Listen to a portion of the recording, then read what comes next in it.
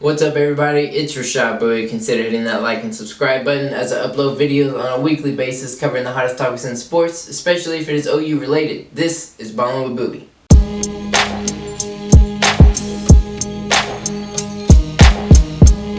Today I want to talk about an unstoppable train that has been rolling, and that is the Oklahoma softball team. They have been dominant for the entirety of the year, and they continued that dominance against the 7th ranked team in the country, the Texas Longhorns. Now going into the game, OU, big dog, 30-0, had won 37 in a row when you count the couple games from last season before COVID hit. The record is 47 in a row. Just throw that out there. We'll see how long it lasts. See if they can make it there. But the record's 47 in a row. In 2019, the year Oklahoma made it to the national championship against UCLA and ended up losing, they won 41 in a row that year.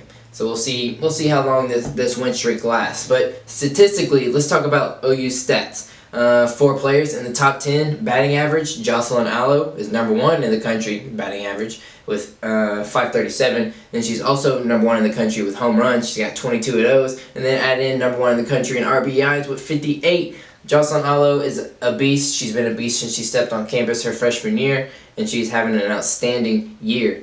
Reliever Shannon Sale for the University of Oklahoma is number 2 in the country in ERA with .39. And overall, as a team, OU, number 1 team in the country in batting average, .453. Number 1 team in the country in runs per game, about 12 per game. Number 1 in the country in shutouts with 16, led by G. Juarez, obviously. And number 1 in home runs in the country with about 3 per game. Texas isn't some walk in the park. I mean, they're a very, very solid softball team. They're number 7 in the country. They're 31-3 coming into the game. Their 3 losses, they lost 2 to currently 16 ranked LSU, and then they lost 1 to currently ranked 14 Louisiana. With that being said, they have some studs on the team. Janae Jefferson has the 9th best batting average in the country at .484, and as a team, they're 2nd in the country behind OU in batting average with .379, number 8 in the country in home runs, number 3 in the country in runs per game. So they're up there. I mean, Texas is not some walk in the park. Like I said, Texas is a very good softball team. But let's jump into the game because it wasn't much of a game right from the jump. First inning, Juarez strikes out the side. 1 strike, 2 strike, 3 strike. That's what it was. And then going to the bottom of the first, Tiara Jennings hit a solo home run to start the inning. And then Jocelyn Alo bats in the 2 spot. She followed that up with another home run. That was kind of the tell-all for what the entirety of the game was going to look like. To continue that inning, Jada Coleman brought in another run with a triple.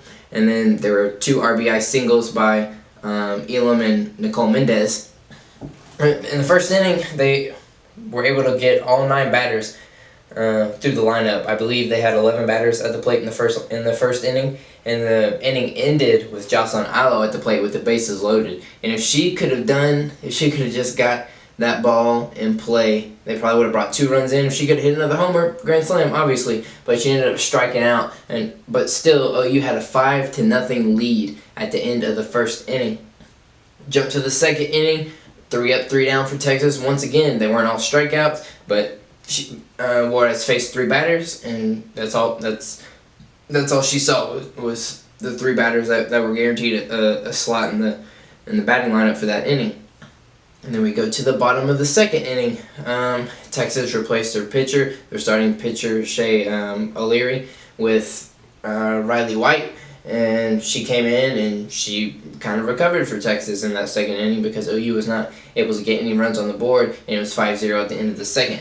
And then third inning, Texas gets on the board. They cut into the lead that OU was holding with a solo home run, but it was the only hit of the inning for Texas. It was kind of the only slip-up for Juarez for the entire game. She was dominant all day, and that was the one little mishap that she had. And we go to the bottom of the third. OU got that run back real quick. Alo had an RBI, and another run came in off of a Texas throwing error to give OU a 7-1 lead going into the fourth. And Texas did not play well. OU played outstanding. They were absolutely dominant, but Texas had several errors that led to OU runs. And there was a I think they were all throwing errors, and maybe there were some errors that allowed people to get on base, like fielding errors and runners advanced on wild pitches, etc., etc. So Texas was kind of frantic, and maybe it was because OU jumped out to that quick lead, and Texas just didn't know what to do after that. But going to the fourth inning, Texas was able to get a single, but other than that, nothing. And then go to the OU side of it, there was an error by Texas to bring in a run that made it 8-1 at the end of the fourth inning. And then the fifth inning, it was going to be all she wrote, because Texas went 3 up, 3 down. Once again, Juarez sat them down.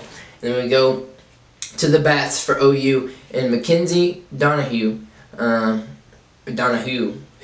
think it's Donahue, because it's H-O-O, Donahue. She pinch hit in the inning. There were 2 outs, I believe, and we had 2 runners on, first and third. I think it was the corners.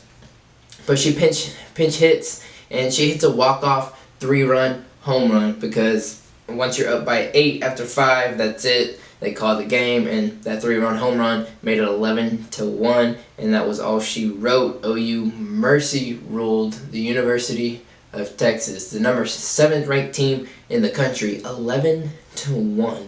This was a statement game, I think, by OU, because not that their schedule has been easy by any means. I mean, they've beaten some very solid teams. They've beaten a couple ranked teams. Missouri, I know, is one of those teams that they've beat, but they haven't played any top 10 competition to this point.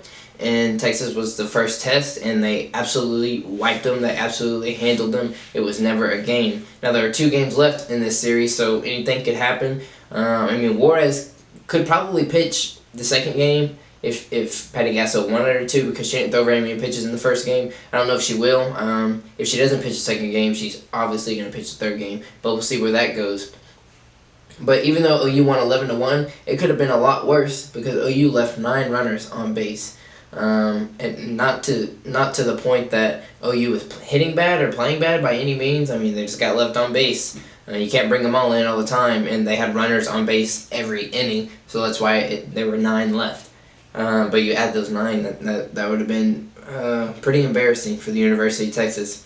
But this win extends the winning streak. It extends the winning streak for OU. They've now won 38 in a row. They're now 31-0 this season. They've won 19 in a row over Texas, and they've won 50 straight games in the Big 12. 50. You know how hard it is to win 50 straight games in your conference? That's insane. That's unheard of. We'll see how long that lasts. I'm not 100% sure if that's a record. It has to be a record. There's no way anyone's ever won more than that. I'm assuming that 50 straight Big 12 wins is the record, and they're probably each win is just extending their own record.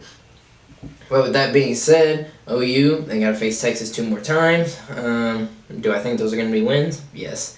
Do I think Texas is going to get close to beating us? No.